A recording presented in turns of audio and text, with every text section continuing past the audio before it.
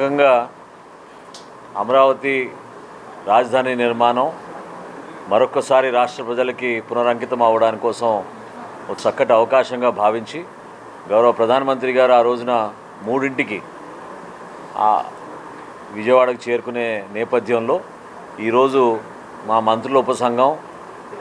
గౌరవ ముఖ్యమంత్రి గారి ఆదేశాల మేరకు వివిధ డిపార్ట్మెంట్లని సమన్వయపరుచుకుంటూ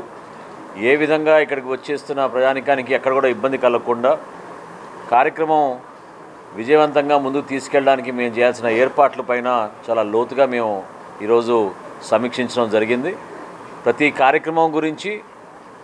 ఏది ఆలోచించినా కూడా ఇక్కడ ప్రజలు చేసిన త్యాగాలు, అమరావతి రాజధాని కోసం భూములు ఇచ్చిన రైతులు, అదేవిధంగా గతంలో మూర్ఖమైన నిర్ణయాలతో ఆ ప్రభుత్వం ఏ విధంగా మహిళా రైతుల్ని, ఎవరైతే రైతులు పాపం రాష్ట్ర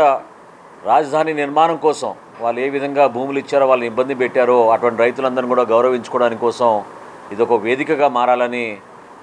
మా అందరి ఆలోచన. దానికి అనుగుణంగా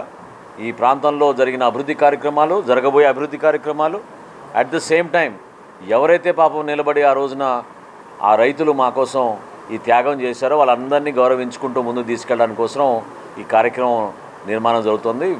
వివిధ పార్టీల నియోజకవర్గాల నుంచి మా నాయకులందరినీ కూడా